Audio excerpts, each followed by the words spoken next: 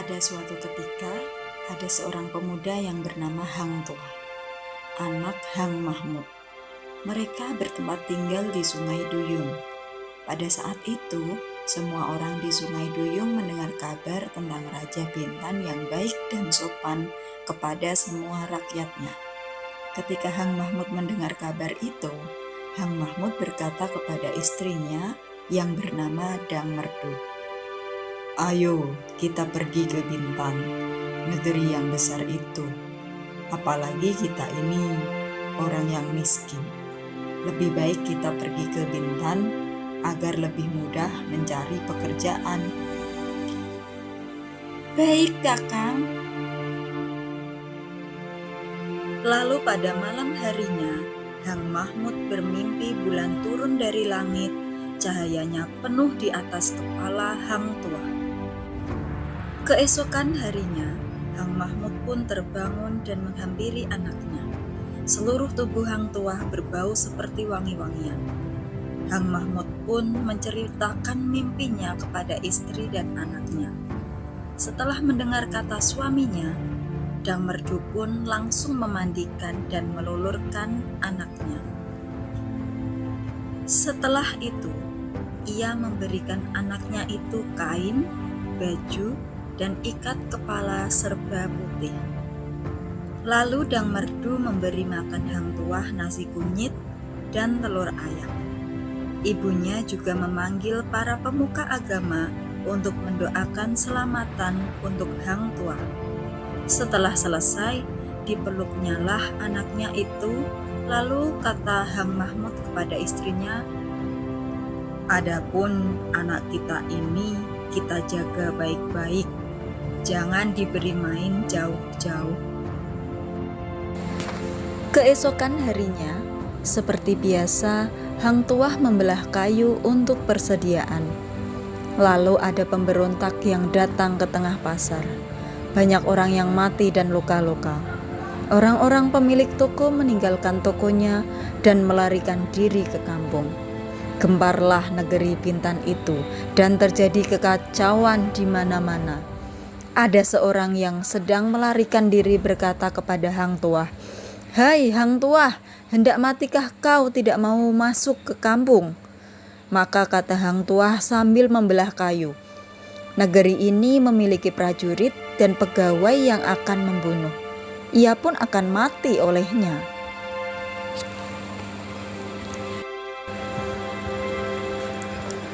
Waktu ia sedang berbicara, ibunya melihat bahwa pemberontak itu menuju Hang Tuah sambil menghunuskan kerisnya.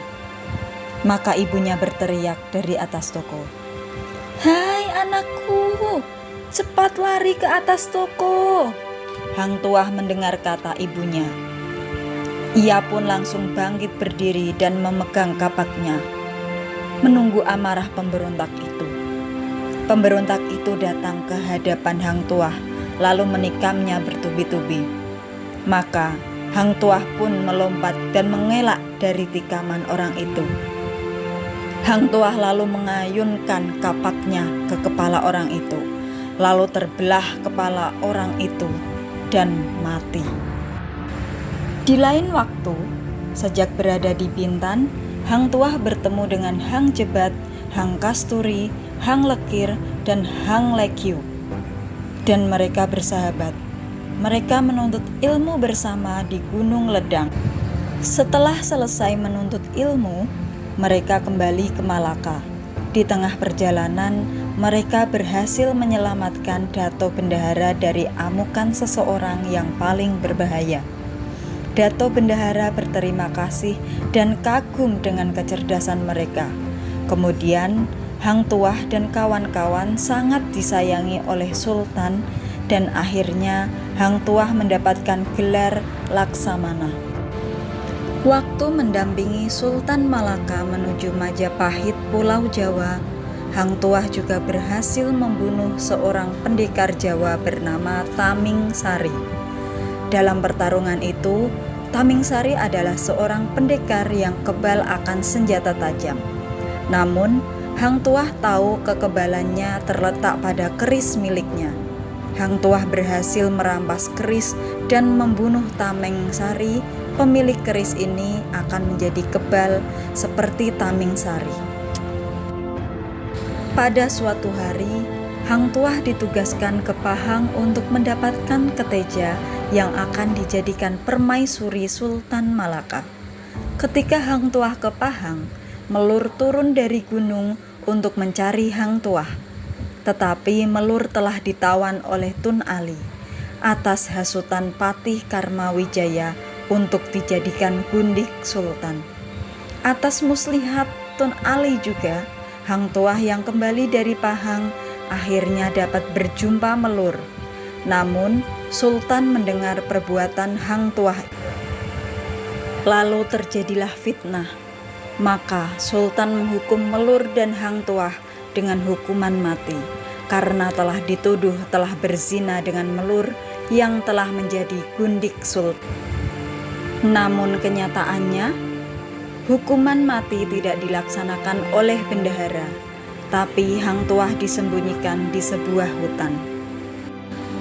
Di lain pihak, Hang Jebat dilantik menjadi Laksamana menggantikan Hang Tuah. Lalu keris Tameng Sari diberikan kepada Hang Jebat. Hang Jebat menyangka Hang Tuah telah meninggal. Kemudian Hang Jebat melakukan pemberontakan kepada Sultan dan mengambil alih kekuasaan. Sultan Malaka terpaksa melarikan diri dan berlindung ke rumah bendahara. Dan pada akhirnya Baginda baru menyesal karena telah membunuh Hang Tuah yang tidak bersalah. Akhirnya bendahara memberitahu bahwa Hang Tuah masih hidup dan Hang Tuah diperintahkan untuk membunuh Hang Jebat. Hang Tuah berhasil mengambil keris Tameng Sari dan membunuh Hang Jebat.